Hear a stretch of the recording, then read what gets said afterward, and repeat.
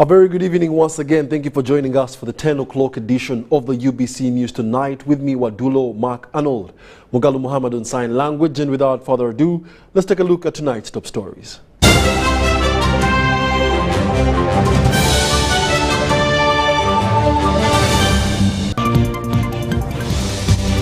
In the UBC News Tonight, President Yoweri Kaguta Museveni hosts the former Kenyan President Uhuru Kenyatta. Right Reverend Lawrence Mukasa is the new Kasana Luwero Bishop.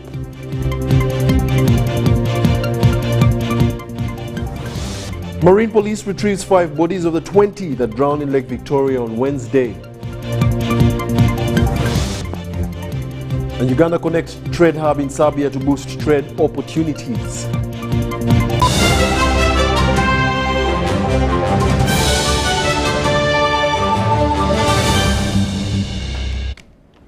Exactly 2 minutes past the hour of 10 o'clock, let's get straight into the bulletin. Now, President Yoweri Kaguta Museveni has met with the former President of the Republic of Kenya, Uhuru Kenyatta. The meeting took place at State House in Entebbe, and President Kenyatta is currently serving as the facilitator of the Democratic Republic of Congo peace process. We'll share with you some highlights from this meeting.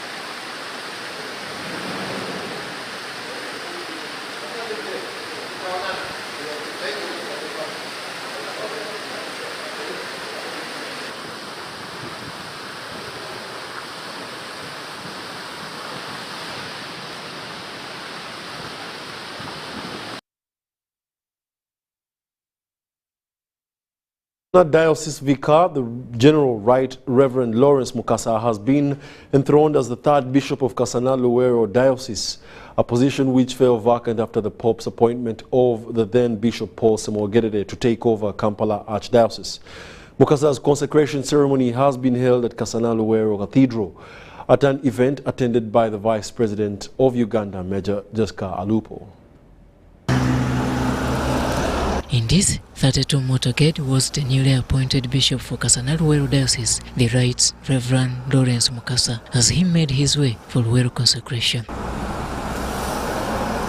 In the areas of Lumansi, the border boundary between Luwero and Wakiso districts, the waiting Christians received the new bishop. Here, the chairperson of Uganda Episcopal Conference, also Mityana Diocese Bishop, Dr. Joseph Anthony Zwa, handed over Monsignor Lawrence Mukasa to Kasana Luwero Diocese. Linnya lya Keleziya, linnya lya Mityana Diocese, banjulira era mbakwasa omwepiskopi omulonde owa Kasana Luwero, Papa gwalonze, Monsignor Lawrence. Appointed on 29th April 2023 by Pope Francis, Bishop Lawrence Mukasa then embarked on the journey to Luwero Diocese.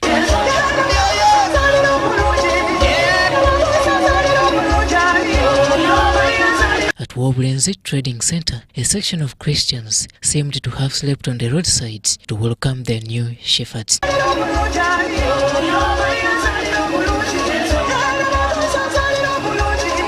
Bishop Lawrence Mukasa made a triumphant entry into Luwero and Kasana Diocese to excitement characterized by jubilations by a mammoth gathering. Omusumba atuse! Agenda okuba omusumba n'ambasadu atuse!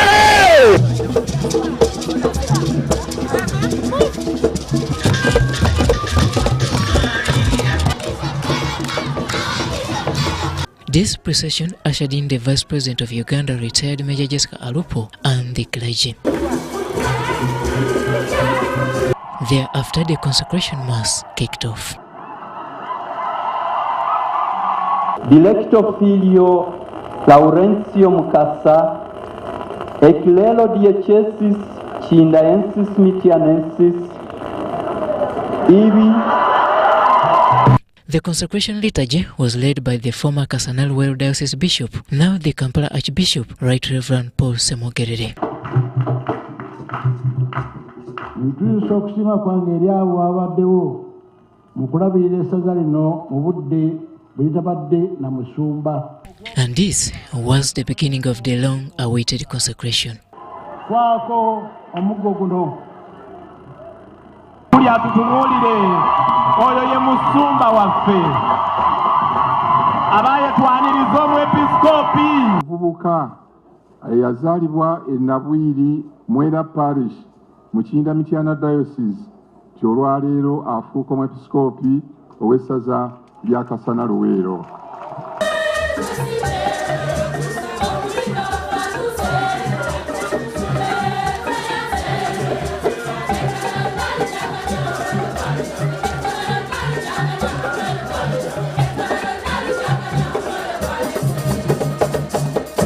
For every speaker alerted the main celebrants about what task lies ahead for him. I want to tell you, my dear colleagues, here we are with mukwano gwaffe, omwana waffe nga ye bishop waffe wano. Katonda yeebalirawe bw'ekitiibwa. Ono bingi ebisoomooza ebitujjidde mu lugendo lwaffe olwa Kasana Luweero. Okugeza nga ebyenfuna ebigootaanye, obwavu bukedde ejjembe mu bantu baffe, obukaafiiri n'okwesiga ebitaliimu, obulwadde bwa mukenenya obwakusennya ebitundu bino, olutalo lwaggwa emyaka gisusse mu 3 naye tukyalulojja, enkaayana ku ttaka. The episcopal ordination was also witnessed by the Pope Nuncio to Uganda, His Excellency Luigi Bianco. On his behalf, Bishop Lawrence Mukasa reaffirmed his dedication to serving Lord. Thank you for representing His Excellency, the President of the Republic of Uganda, Yoweri Kaguta Museveni, on this occasion of our episcopal consecration. The Church and government have always been partners in the mission of governing and improving the lives of our people. Our respective mandates supplement the efforts of each other. There is always enough room to cooperate and work together. On behalf of the Diocese of Kasana Luweero, I renew our continued cooperation and collaboration with the efforts of government for the betterment of the lives of our people in this local area. The President's congratulations were delivered by the Vice President of Uganda, retired Major Jessica Alupo. The Church has exploited the private sector-friendly policies of the NRM government to extend social services to the public. For instance, the Church has constructed a number of schools and hospitals across the country. This is proof that the Church leadership is concerned about the material well-being of the believers.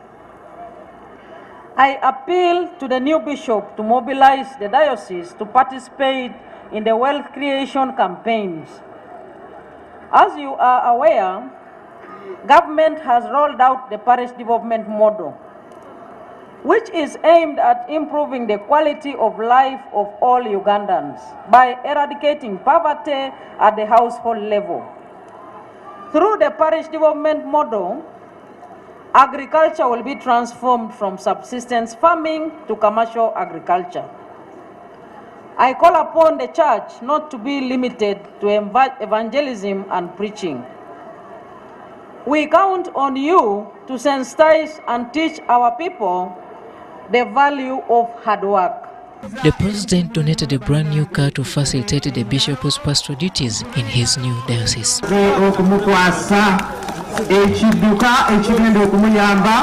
Bishop Lawrence Mukasa will now superintend over this Diocese of Kasana Luweero as the third bishop since its inception in 1997.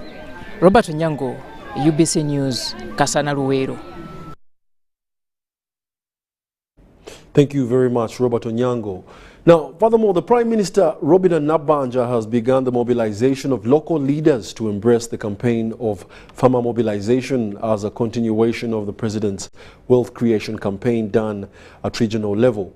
Nabbanja says that His Excellency the President, Yoweri Kaguta Museveni, wrote to her on May 31st, 2022, outlining 6 policy proposals that should be pursued to develop our agricultural sector.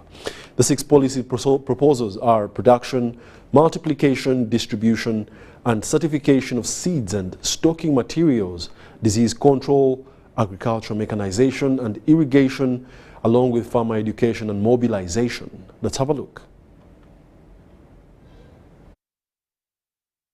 Premier Robinah Nabbanja has met with local leaders from Mityana at Enro Hotel and Mubende district at NTC premises today.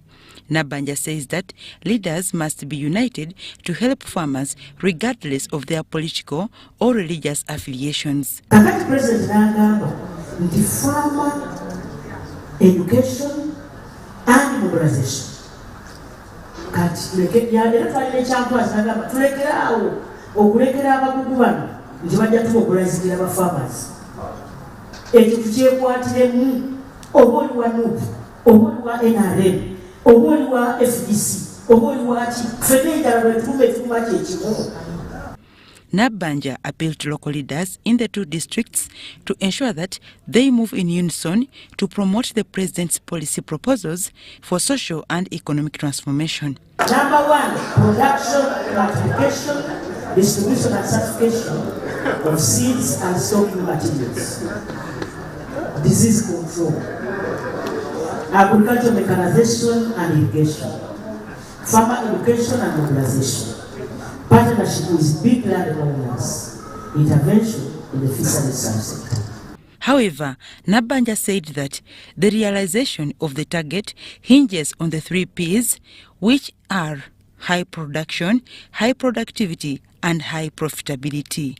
On the animal side, one of the biggest challenges in the country is inbreeding. This eventually leads to poor quality of animals. Many of the progressive beef farmers who are rearing Ankole cows import bulls from Kenya. I have also been informed that goat farmers are importing male goats from South Africa. Leaders in the districts of Mityana and Mubende welcomed the idea and promised to support the intervention for the good of the farmers. Kibedi Nsegumire, the Mityana North Member of Parliament, and Catherine Nalweiso, the Speaker, Mityana District Local Government, said this has come at the right time when farmers are busy preparing for planting season. Prime Minister amaze kumwaniriza naye twongera okumwaniriza Mityana. Olwaleero mu kaweefube ono bwe tulimu wano tusookedde mu Uganda yonna mu kaweefube n'ag'Uganda. Tusooka n'okwebaza gavumenti olwa enkola eya PDM. Nga Mityana district na municipality twakafuna 9.63 billions. Era nga Mityana district twakagaba obukadde 785 ekitegeeza nti amaka 785. Njagala kukwebaza byonna by'otukoledde naye sigenda kubanga ndi mwogezi wa lunaku kubanga nze ninzi ng'omutesitesi ate era agenda okubanga akwaniriza. The Farmers Education, Mobilization, Value Addition and Service Delivery campaign is slated to start in August this year, with Greater Mubende first before spreading to other districts in the country. The agribusiness shows will bring together smallholder farmers, large-scale farmers, farmers associations, agricultural researchers, and agribusiness companies to exchange ideas on how best to improve production, productivity, and profitability. The Prime Minister will this Sunday meet with local leaders in Kiboga and Kyangwanzi districts on the same campaign. And in a developing story, Uganda Police, Marine and the UPDF Fisheries Protection Unit have retrieved 5 bodies out of more than 20 passengers that drowned in Lake Victoria Mead this week. Uganda Police Marine Commander Bamunoba Ubaldo said that they are still expecting around 15 to 16 bodies, and efforts to retrieve the remaining bodies still are ongoing, and assured the bereaved families and friends and relatives not to lose hope as they work around the clock to retrieve other bodies. The cargo boat capsized en route from Kalangala district to Kasenyi landing site. Uganda Police Marine, together with the UPDF Fisheries Protection Unit and local fishermen, continue with their search for more bodies of passengers who drowned in Lake Victoria after a boat capsized on Wednesday this week. So yesterday, we were able to get 2 bodies. By this morning, we were able to get more 3 bodies, making a total of 5 bodies. Despite challenging weather conditions on the lake, the police is tirelessly working around the clock to find more bodies. Marine police officials estimate that around 15 to 16 bodies are yet to be recovered from the waters. As the bodies arrive, we call them to come and identify, and those who identify, we find the process of handing over the bodies. So the process is on, everybody has been registered, and those who claim to have lost their relatives, we recorded their statements. I'm assuring the families that lost their beloved ones that we are trying our best to make sure that we recover all the bodies. The Marine Police Commander attributes the accident to overloading of the cargo boat, strong winds on the lake and nighttime travel. It had over 100 bags of charcoal, it had fish and other merchandise. So when you look at the strength and the capacity of the boat against the passengers and the goods that were loaded there, certainly the boat was overloaded. And when the waters became turbulent, certainly it was inevitable. In an effort to prevent similar accidents, Marine Police are urging fishermen and all water transport users to comply with wearing life jackets and to avoid boarding cargo boats.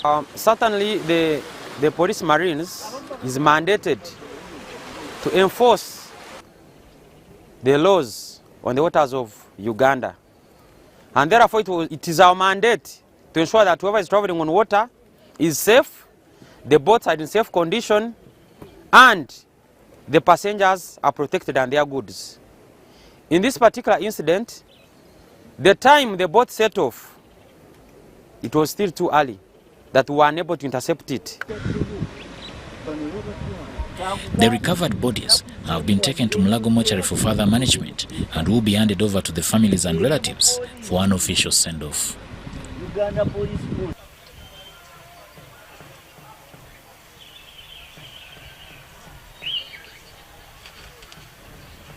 Well, we do pray for the families to be strong in this hard moment. Now, the recent promotion of the officers in the Uganda Police Force by the Inspector General of Police, Martin Okoth Chola, and His Excellency the President, Yoweri Kaguta Museveni, has caused a lot of excitement among the long-serving officers. In June this year, 9,312 officers were promoted in the country to different ranks, and celebrations have trickled down to the different districts. Let's have a look.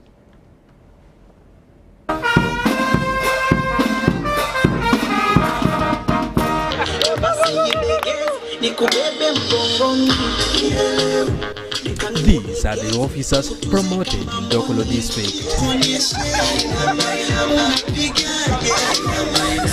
Twisting and whining in expression of joy. Last Friday, the same mood was seen at the Ras City Council Hall. 48 gazetted officers were picked by North Kyoga RPC Commissioner of Police Deo Bura. But in Dokolo, it was a joint celebration with the sister officers from Uganda Prison Service. They marched through the streets of Dokolo, led by North Kyoga Police Brass Band. This was after a significant mass promotion of 9,312 across different ranks in the country. Exhibit credible discipline in the area where you're working. You will find police work is very sweet, prison's work is very sweet, and you will also be surprised. You will begin asking Arabics, but why are you promoting me every weekend? The pipped officers remained grateful to God and the appointing authority. They attributed the milestone to hard work and discipline. Be patriotic, love your country and love yourself. I would like to thank the President of the Republic of Uganda, IGP, the Minister of Internal Affairs for blessing us with promotion. And we want police to support. He has a lot for the country. He needs you. He needs you. Without you, we cannot achieve in the implementation. Chairman talked about corruption. It's you people who are supposed to help us. Let us do all it takes to ensure the President is appreciated by the wananchi. Whatever you do in your office will make people appreciate him. North Kyoga RPC asked police to prepare for retirement and cautioned the promoted against ego. South and Central and still come back home. We want to find a warm house. Inspector of Police. While the district chairperson wants police to actualize the president's strategy of 18 police officers per sub-county to fight crime. The electoral can ask, it's only 28. I have 14 sub-counties. Could give me 2 per sub-county, I would be really very, very grateful. While meeting leaders from northern Uganda on security in May this year, President Museveni emphasized the need for more officers at the sub-county level for a quicker response in fighting criminality. Eddie Olwa, UBC News.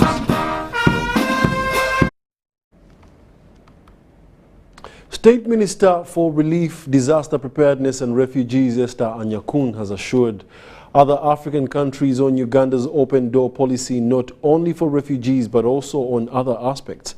She was speaking to a delegation of Nigerians that are in the country to learn Uganda's programs on refugees and host communities that have seen as success by World Bank.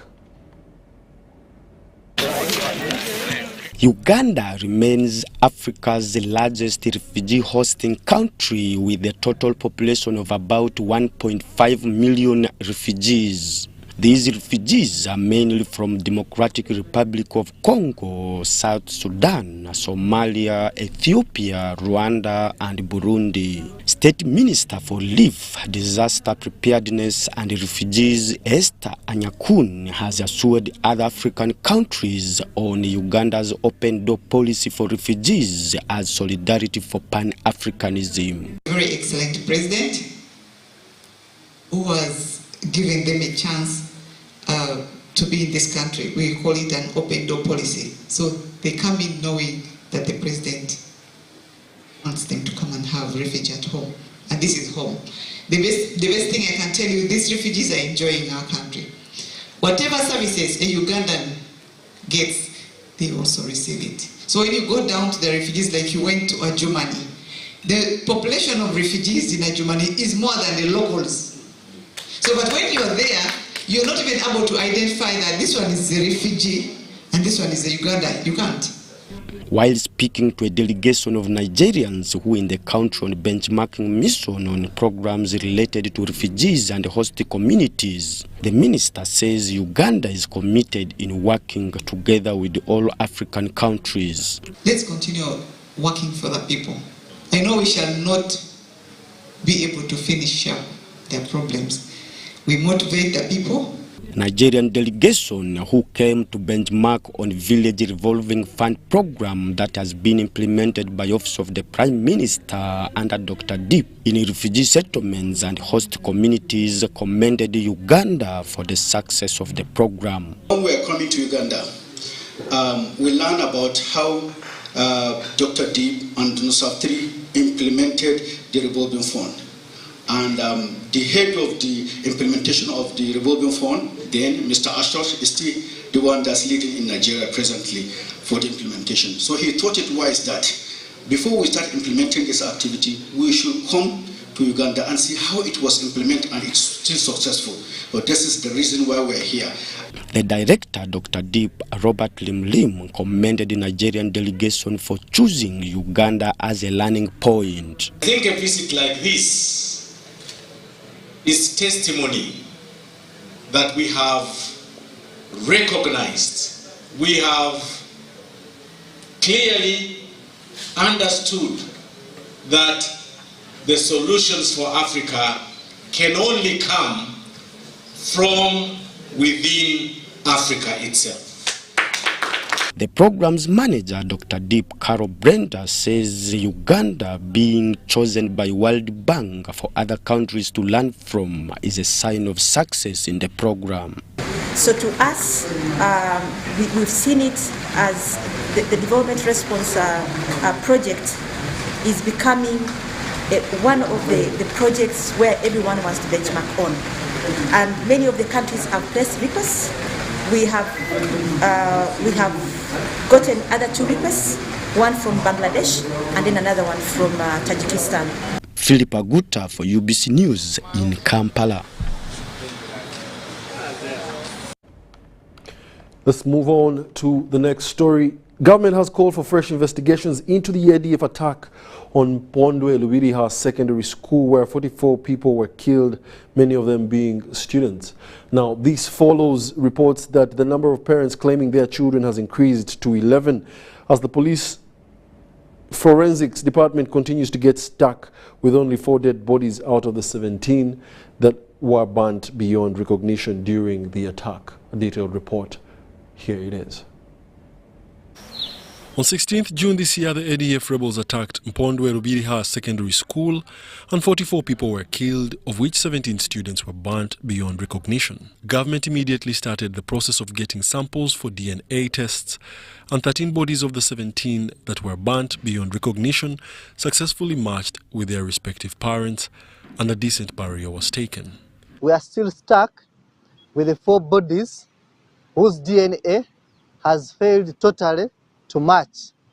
And for us as forensics department of Uganda Police, we have done our part. Currently, the government has discovered that parents claiming missing children in the ADF attack are 11 compared to the unclaimed bodies that are still in the hospital. We're in a state of quagmire.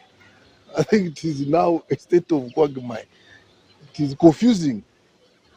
4 bodies not claimed, 11 children not accounted for.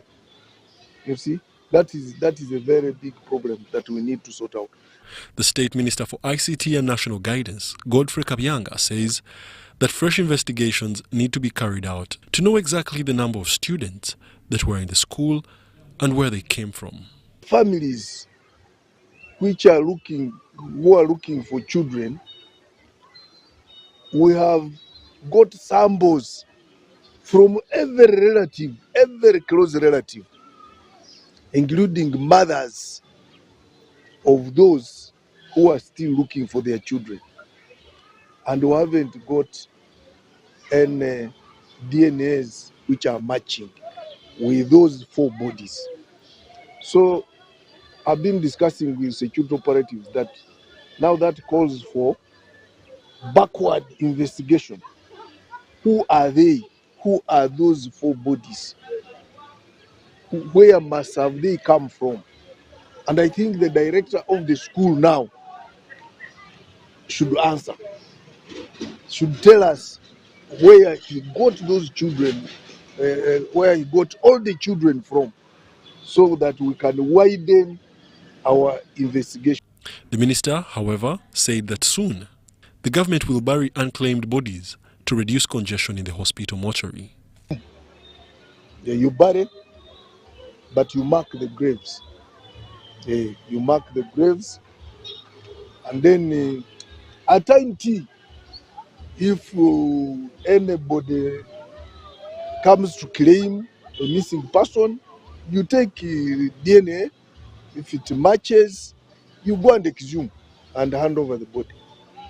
But we can't keep them forever because the mortuary where they are keeping them, the refrigerator is always busy. So we don't have enough space to keep them forever. but you can keep them in a cemetery. It is also allowed.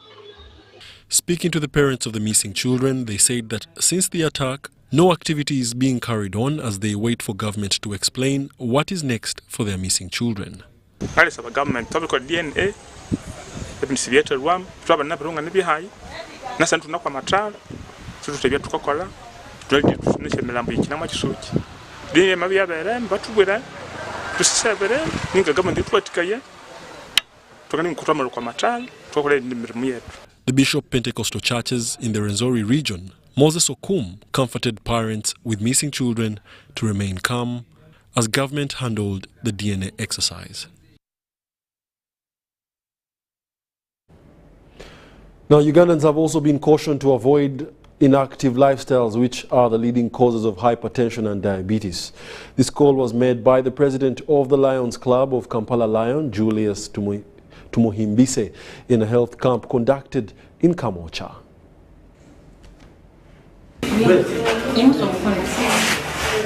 Diabetes is a non-communicable disease affecting a huge population in Uganda.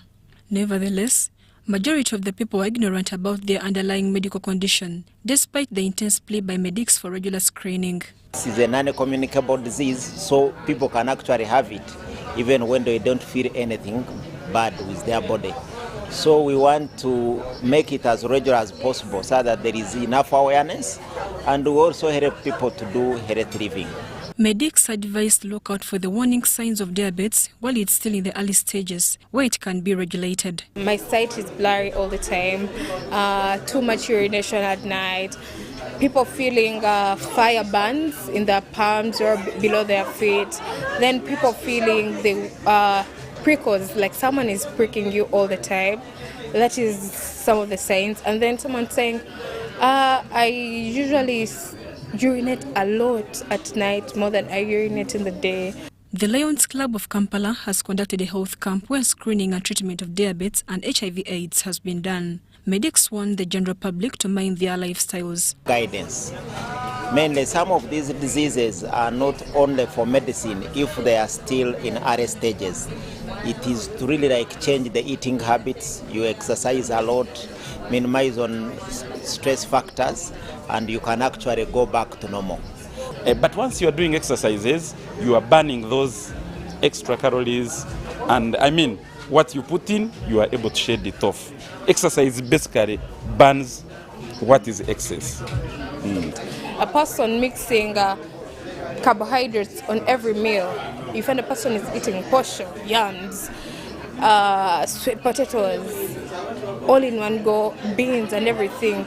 That is too much starch for the body, and at times it fails to be regulated.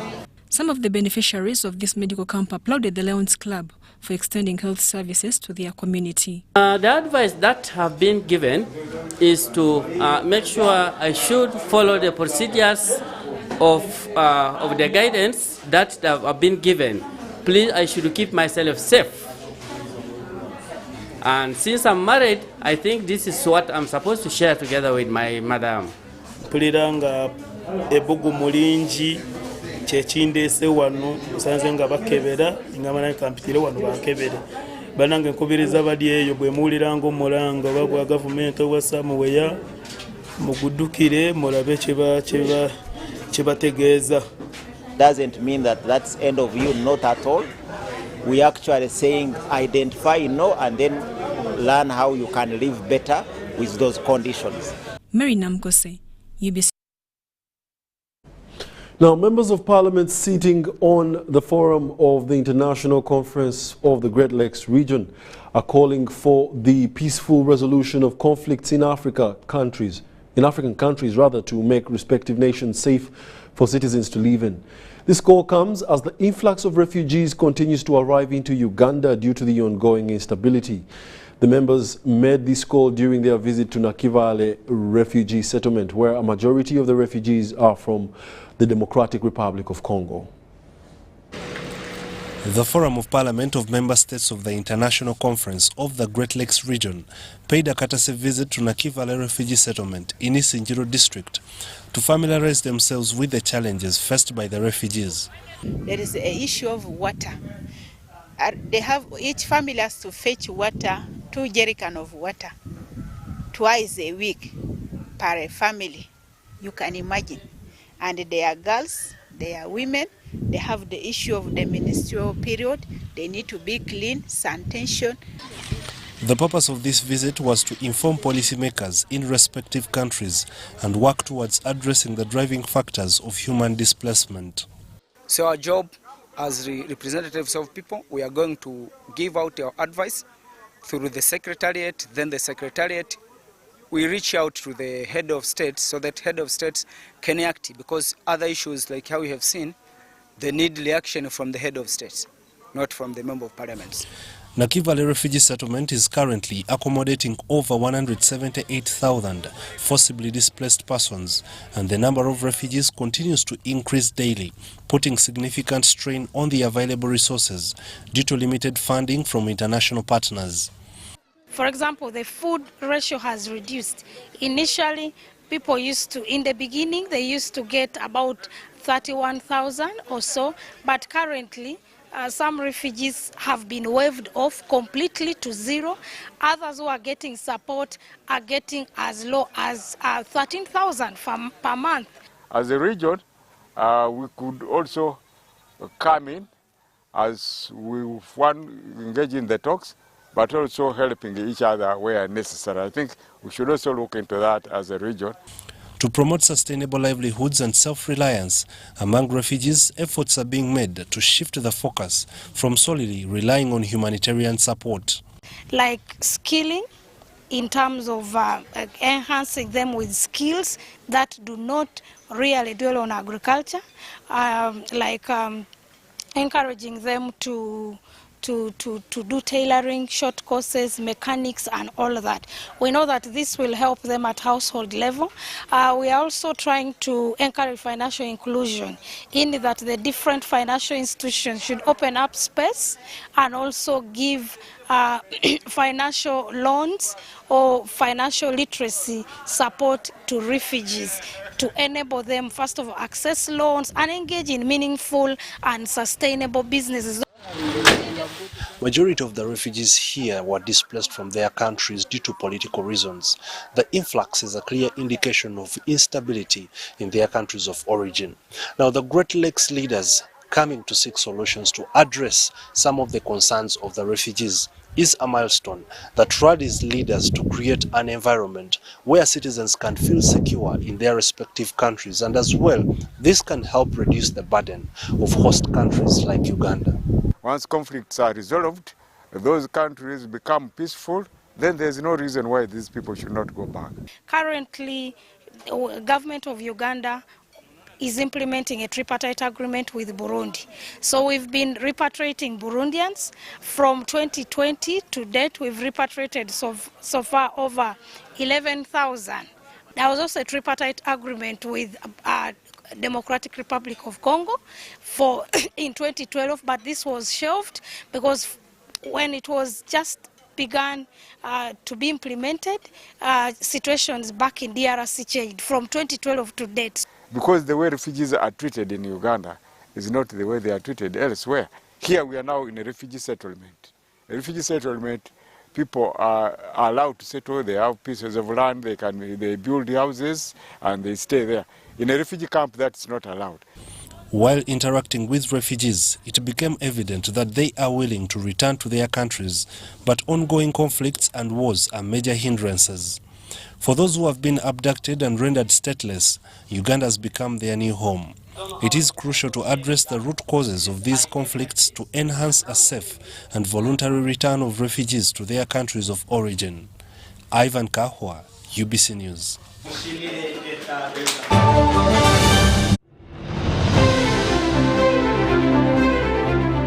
And in talking news, MTN has improved on their data voice bundles. You can now call across all networks for the same price. We've talked to several eyewitnesses on the ground, and this is what one of them had to say.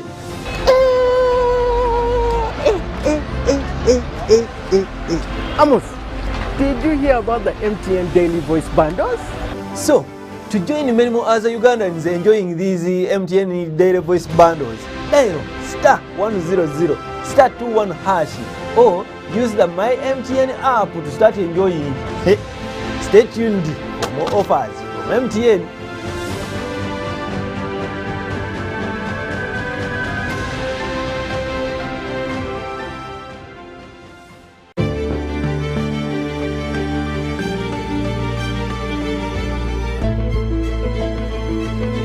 The land take for development of Tilenga, Kingfisher and East Africa crude oil pipeline projects in Uganda is approximately 6,900 acres with close to 10,000 project-affected persons.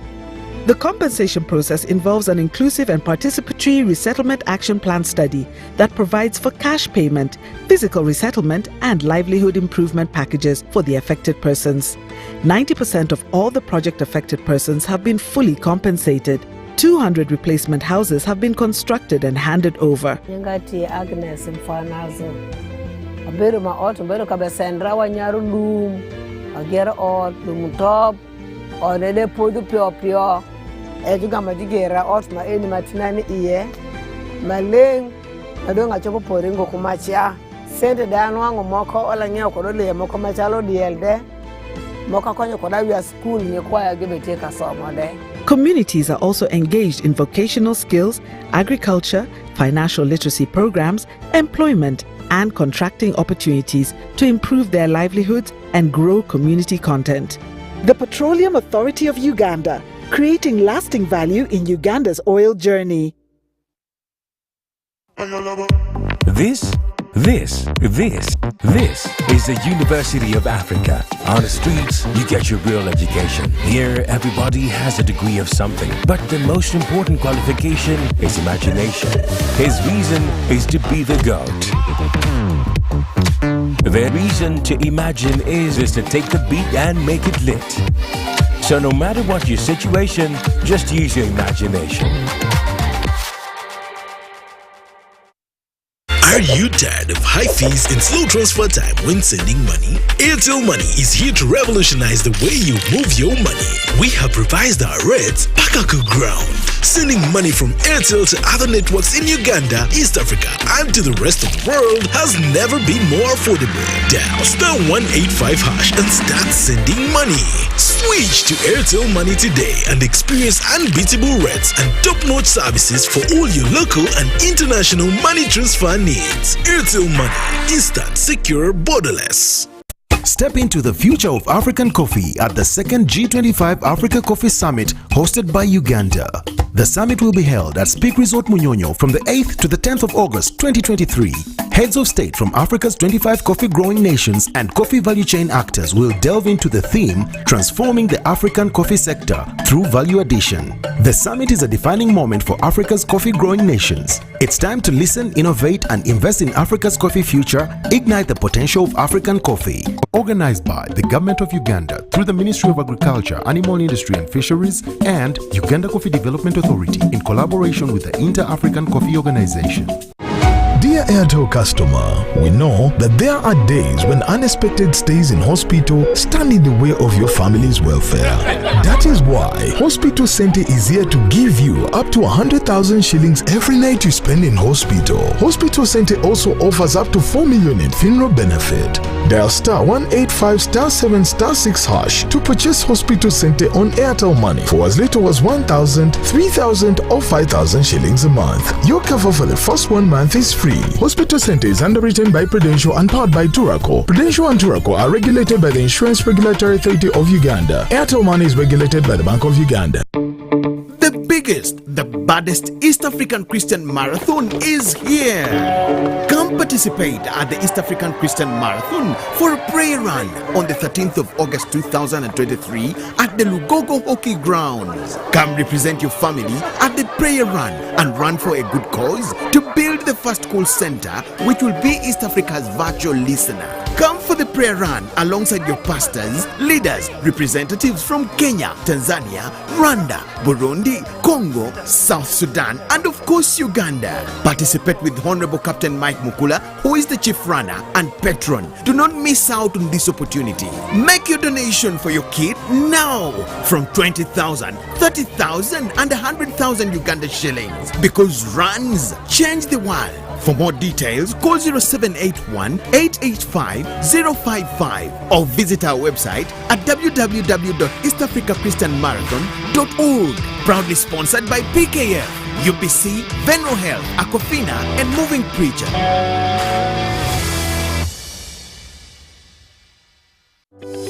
These days, our homes are no longer just the places we live. It's where we attend meetings, go to class, keep each other safe, and entertain ourselves. To do this smoothly, you need a reliable internet connection. Buy the MTN WakaNet router, which connects up to 32 devices and gets a free 40 GB data bundle at only 149,000 shillings. Or buy the MTN WakaNet MiFi at only 75,000 shillings and enjoy a free 15 GB bundle to stream, study, work, and play on the go. Visit any MTN service center to buy the MTN WakaNet router or MiFi and enjoy the internet that does amazing things.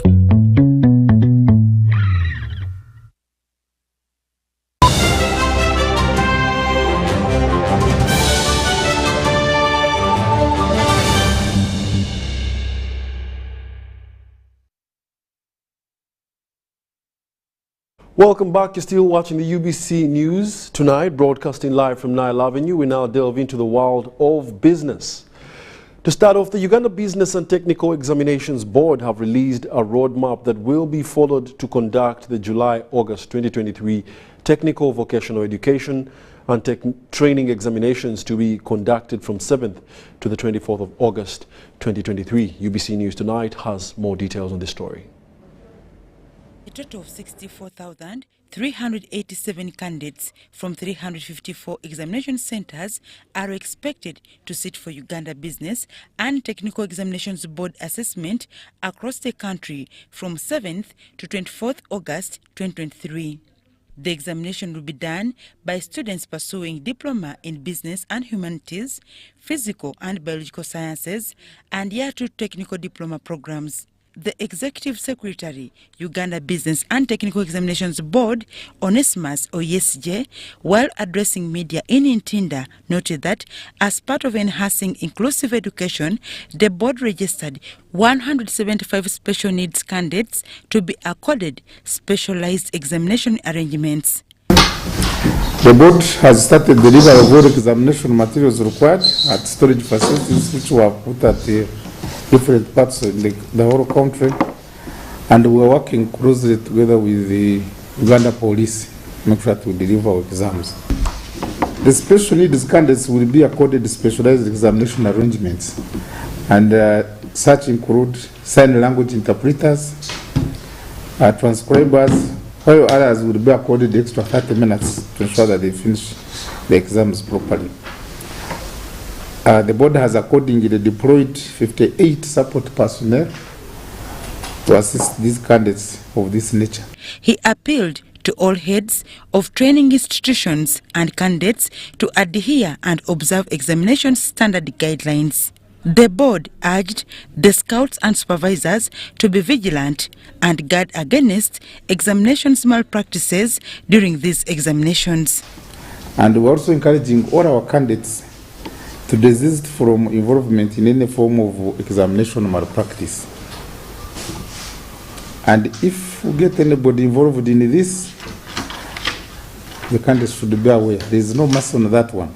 I think you have seen the levels of cheating now have gone to another level. Men have turned into women, but they want to sit examinations. Uganda Business and Technical Examinations Board was established in 2008 by the Act of Parliament with the mandate to streamline, regulate, coordinate and conduct business, technical examinations and competence-based assessment, including specialized training and awards. Now, Uganda has secured $638 million loan from World Bank that will be used to bolster its plan of increasing electricity connection across the country. Energy Minister Ruth Nankabira communicated this during the third installation permit conference organized in Kampala by Electricity Regulatory Authority for Class D and Class C holders, aimed at harnessing best industry practices in their line of duty. The CEO remarks, as Uganda readies itself for a robust electricity scale-up, a necessity to streamline the installation and supply of power by use of certified electricity wiremen stands to play a vital role in safe power consumption. So the World Bank had picked some of this, and they were wondering whether the ministry will be in a position to implement this loan of $638 million. But I'm happy to inform you that we successfully negotiated with the World Bank. They finally passed the project implementation plan. So what does that mean to you who is seated here attending the installation permit conference is that we are giving you more work. 2024, 2025, 2026, where government committed herself supply electricity, those lines must be completed. So you people who are in charge of installation, you are now going to be on the run, but we will not abandon you, we will run together. Members of the public are urged to join the fight against power theft and illegal electricity connections, which continue to plunge the country into both life and monetary losses. Yeah, the major challenge is really the use of unqualified wire people by the community. So that's why the Honorable, and I'm also adding my voice to call upon all Ugandans to always ensure that they use licensed wire persons. Not any person who says I can do the wiring of your house and you allow them to do it. So that's the major challenge they are facing on the ground. The training centers for women spread across the country and advanced use of technology are viewed as means of professionalizing the power sector and eliminate the quack electricity foot soldiers that have for long cast the institution in bad spotlight. It is either the subsisting wiremen or wiremen that defaulted and defected because of failure to comply with the required standards that propagate that. But there's a lot that is being done. One is that we've digitized the process. There is no illegal forging of a completion certificate. A completion certificate is generated digitally at the premise by a certified wireman. Uganda targets 52,000 megawatts by the year 2040, a comprehensive project that will increase electricity access to 80%, a move that will catapult Uganda's quest towards a middle-income status. Crispus, Arenaitwe, UBC News. And dairy farmers have also been advised to always prepare for the long dry spells in order for them to have consistent and density milk supply. This was said as milk processors continue to decry low-fat milk due to poor feeding of the cows and adulteration by farmers to increase the milk quantity. Unlike in the rainy seasons, milk supply is cut by almost half due to lack of fodder and green pastures. More details in this report. Milk processors have decried the supply of low-density milk, which they attribute to continuous dry spells. The cow tends to produce milk with less quality because the density is normally low and also the fat content is low. So that means even during the dry season, the animals should feed on the feeds that they will be able to raise that percentage of the nutrients. If the feeds are not available, the animal is only taking water.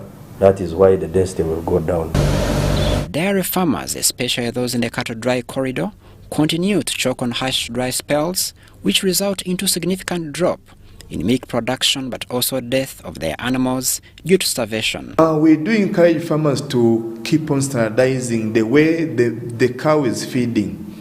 If it could be very much possible, the cow to have the same trend of feeding as it was having during the wet season. The quality assurance manager for Lakeside Dairies, Wamala Sidney, says the supply of low-density milk has had a toll on them since they have to incur huge costs in standardizing milk to boost its fat content to enable them produce a desirable and consumable product. Standardizing is a way by if I'm receiving milk with low density, I standardize it by using skimmed milk powder, certain percentage of it, so that I can raise up the density to the required 28. So that one means I incur purchasing skimmed milk powder, because as Lakeside we do not produce that. If we are producing it could be okay, but now we have to purchase it from our partnering dairy factories. So actually that expense comes to us. Unlike in the wet season, when there is plenty of milk, in the dry spells, volumes tend to reduce, thus affecting demand. Besides, the milk prices tend to increase, which has resulted into adulteration of milk as traders aim at earning more. During the dry season, there is a temptation to adulterate milk because of the high demand and the high price, and yet the supply is low. So we find people are adding water. But while the farmers and traders continue to hike prices of milk, processors remain adamant to increase the prices of their products despite incurring huge costs in buying the raw materials. So what we do, we put in more effort to see that the quality of the yogurt that we produce is constant without any change, so that when one tests a product like in January, has to feel the same product, the same sweetness and the same flavor throughout the year. Statistics indicate that Western region contributes about 46% of national total milk supply, but this narrative changes when dry spells set in. This has greatly affected milk processors, who have seen a drop in processing milk per day from 200,000 to 70,000 liters, yet the demand for processed milk remains high. I encourage the government maybe to implement some measures to support the farmers, like maybe putting up irrigation schemes which are affordable to a farmer so that they can continue having the green pasture even during the dry season. Because the market will always remain there, whether it is a dry season or wet season, we have to supply. And if we cannot sustain the market, then we have problems. Dairy farmers are therefore encouraged to invest in hay and silage conservation during the rainy season in order for them to have enough food supplements for their animals during the dry seasons, for them to have constant and high density milk supply.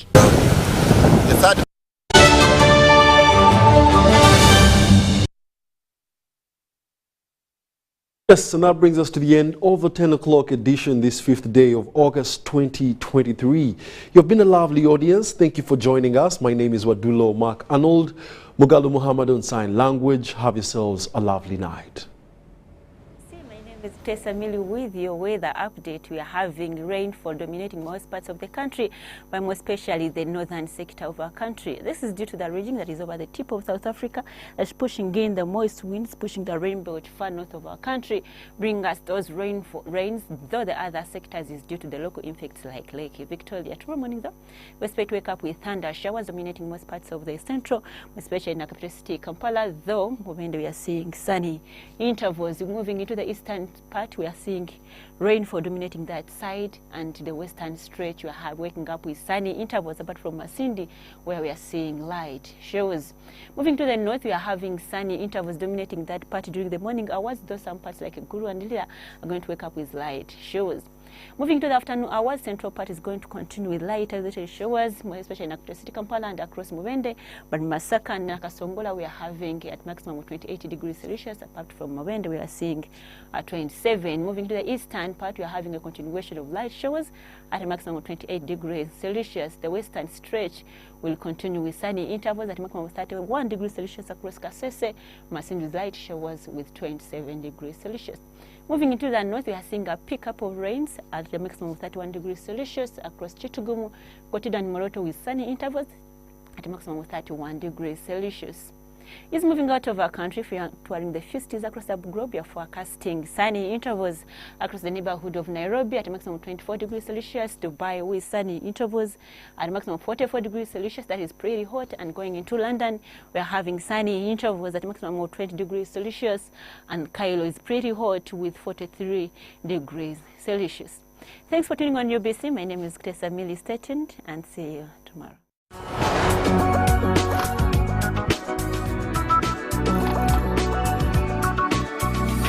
Preloaded Chillax voice bundles. Now, call all networks in Uganda